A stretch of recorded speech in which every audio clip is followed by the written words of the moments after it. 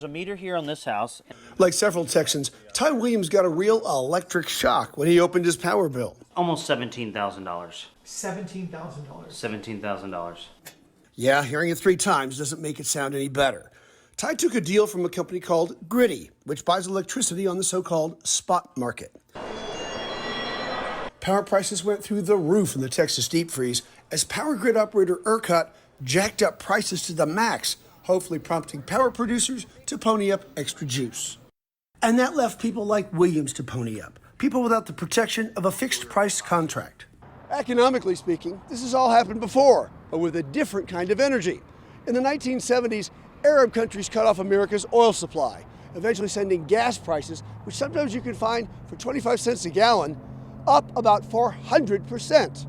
In the years that followed, lots of oil companies bought on the spot market, where it seemed like even the littlest thing could send gas prices to as much as $4 a gallon or more. But this time, we have no OPEC to blame. Natural gas didn't get to electric generation plants to allow them to generate electricity. And the reason it didn't get there and at the pressure that was required is because they didn't have electricity where they were producing the natural gas. Krista Castaneda understands the ERCOT problem better than almost anyone. This Dallas-based engineer and attorney deals with court matters involving the energy industry every day. She says if you think Ty Williams has a problem, consider this. ERCOT raised the maximum price for a gigawatt of electricity on the grid to $9,000. It didn't actually produce the response and demand that it needed to, and they left it set at that level for too long, resulting in $16 billion of extra charges that frankly shouldn't be there. $16 billion. The bill for just a few days, that's more than all of us spent on energy for all of 2020. Why? That's the way free markets work. Scarce resources demand top dollar.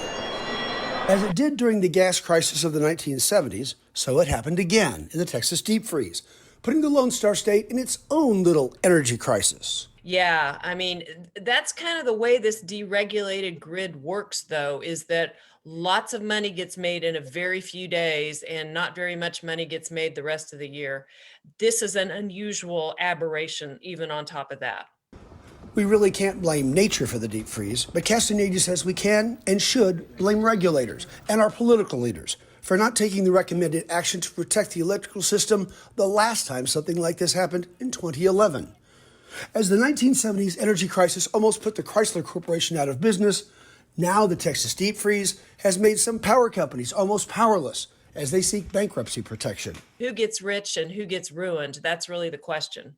A question that's left Ty Williams wondering which one he'll become as he struggles to find the money to pay for that bill of, how much is that again? Almost $17,000. The ice may have melted, but the heat we're likely to feel for all this, experts say, has only just begun. Dennis Turner, 25 News.